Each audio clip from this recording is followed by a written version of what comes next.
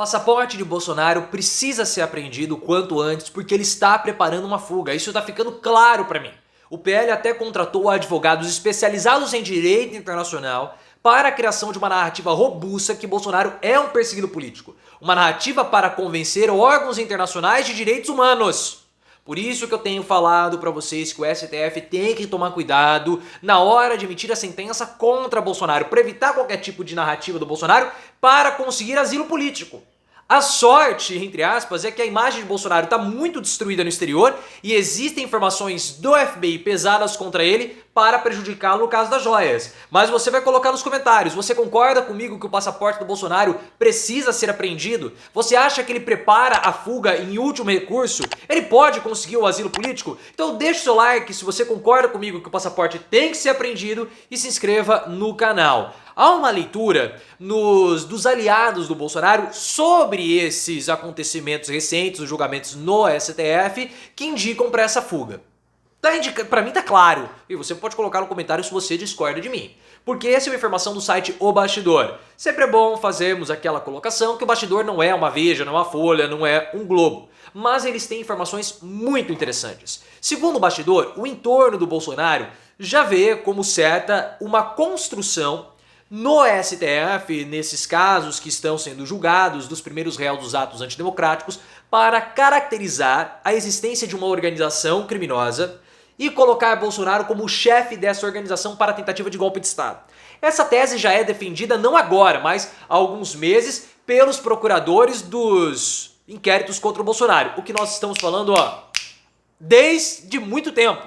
Talvez desde 2021 ou até 2020. Mas vindo para cá, isso ficou claro para o entorno do Bolsonaro porque não somente o Alexandre de Moraes falou sobre a organização, mas outros ministros também falaram. Que loucura passando esse avião aqui. Loucura. Outros ministros falaram. Então existe a construção para que o Bolsonaro seja condenado por isso. Então o entorno do Bolsonaro já começa a se preparar. Eu vou fazer um corte, depois eu volto que o barulho está muito grande.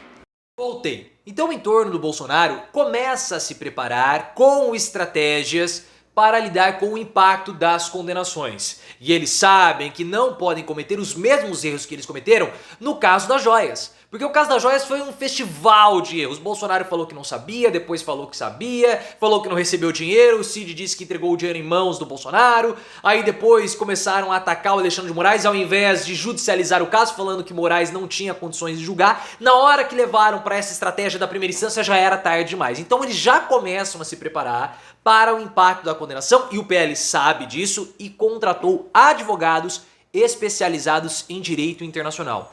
Por que isso? Porque eles querem fomentar e cristalizar a narrativa nos órgãos de direitos internacionais, direitos humanos internacionais, que Bolsonaro é um perseguido jurídico. Ou melhor, político. Jurídico e político. E é interessante que o Bolsonaro, que sempre menosprezou esses organismos internacionais, agora ele quer a defesa dos direitos humanos. É um verdadeiro hipócrita. Só que isso aponta pra mim claramente uma tentativa de fuga. Claramente. Porque o Bolsonaro, ele sabe que não vai ter condição, ele vai ser punido aqui no Brasil. Só que ele é fujão. O Lula foi punido de modo injusto pelo Moro. O Lula ficou. O Lula ficou, mobilizou a sua militância, os caras ficavam lá dia e noite, porque foi um julgamento injusto e todo mundo sabia. No caso do Bolsonaro, não. Porque o caso do Bolsonaro, existem aí diversos elementos que apontam para a condenação do ex-presidente. Não há nada de injustiça no caso do Bolsonaro. As provas são robustas. São claras, são óbvias. E a delação, que o Cid nem precisava delatar, essa é a verdade. O Cid vai delatar outros casos, porque inquérito de joias e também de falsificação de certificado de vacinação, não há necessidade de delação, porque as provas, como nós falamos, são muito robustas. Então o que ele precisa? Conseguir um país no exterior para ter um asilo político. A Polícia Federal sabe que existe essa possibilidade. Sabe disso. E essa história do asilo foi levantada pelo Josias de Souza. Por isso que o passaporte do Bolsonaro precisa ser apreendido o quanto antes, para evitar essa fuga do Bolsonaro para o exterior. Seria assim, mesmo que o Bolsonaro saia do país e depois volte, vai gerar uma tensão e questionamentos da competência e da capacidade da Polícia Federal. Já passou da hora desse passaporte ser apreendido. E é por isso que eu falo para vocês, já estou falando desde o início desse julgamento do caso dos réus dos atos antidemocráticos. O STF tem que tomar muito cuidado com a tese que vai ser defendida para a condenação do Bolsonaro. Eu não gosto da tese do golpe de Estado. Eu já falei pra vocês várias vezes, eu acho essa uma tese muito ruim, porque pode beneficiar o Bolsonaro com a narrativa do perseguido. Porque para você ter um golpe de Estado, você precisa ter mobilização de forças armadas, mobilização de classes dominantes e uma mobilização do próprio capitalismo. Nós não tínhamos isso. Ah, mas tinha alguns militares, mas é uma tese frágil, pessoal. E uma tese que dá a chance do Bolsonaro de falar que ele é um perseguido. Nós não precisamos de tese de golpe de Estado para prender o Bolsonaro. Eu falo e repito pra você, só o caso das joias pode dar a Bolsonaro no mínimo 5 anos de cana, por peculato, que dá de 2 a 12 anos, e formação de organização criminosa, que dá de 3 a 8. Então assim, só aí o Bolsonaro já vai preso. E é indiscutível, não há qualquer tipo de argumentação subjetiva com relação a isso. Fora a falsificação do certificado de vacinação. O caso do Walter Delgatti, tudo isso já aponta para a prisão do Bolsonaro. E ele precisa pagar aqui. Ele precisa pagar. Já que não é possível que o Bolsonaro seja condenado pelas 700 mil vidas que ele ceifou durante a pandemia, e não quiseram imputar isso no Bolsonaro porque acharam que era difícil a caracterização, vão imputar golpe de Estado sem necessidade para prendê-lo, favorecendo a narrativa dele de perseguido. Olha, é temerário. E eu já falei para vocês, né, que existem alguns problemas para o Bolsonaro nessa tentativa de respaldo internacional. O primeiro deles é que há um problema claro no FBI. Vai receber, a Polícia Federal vai receber um monte de provas do FBI no caso das joias. Isso os governistas já estão falando. O governo mandou pro FBI o seguinte, a Polícia Federal, cara, nós precisamos das provas do Bolsonaro. O FBI falou assim, o que vocês querem primeiro? Porque a gente tem tanta coisa aqui que a gente vai mandar tudo pra você e vai ficar uma loucura. Então priorizem as informações que vocês querem pra gente poder mandar. Então se você tem um órgão internacional cooperando com as investigações, apontando para crimes, então isso já reduz o impacto e a força da narrativa que o Bolsonaro é um perseguido. Então nós já temos esse primeiro ponto, que é a quantidade de provas imensas que o FBI tem. Então isso já pesa contra a tese do Bolsonaro de que ele é um perseguido. O outro ponto é a falta de respaldo internacional. O Bolsonaro, ele foi um presidente muito preguiçoso. Ele não viajava ao exterior, quando viajava ficava conversando com o garçom, ficava conversando com o Erdogan. Ele não conseguiu construir boas relações no estrangeiro.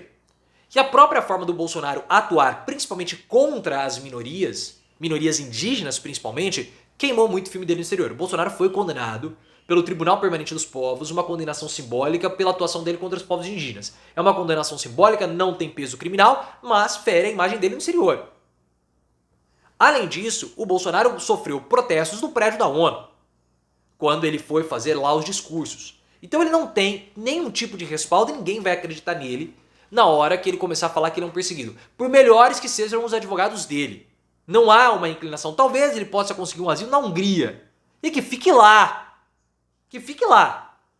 Mas da comunidade internacional ele não vai ter o respaldo. Entretanto, o governo precisa tomar cuidado com as coisas que estão sendo ditas sobre o Tribunal Penal Internacional. O Lula deu uma escorregada, deu uma canelada, voltou atrás, fez o meia-culpa, só que aí veio o Flávio Dino e sentou em cima.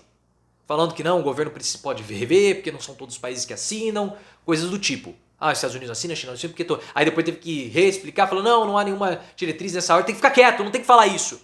Porque se começa a questionar órgãos internacionais, como o Tribunal Penal Internacional que fica em Haia, e esses organismos, o que acontece? Passa uma imagem negativa. Pô, mas por que o Brasil está falando isso?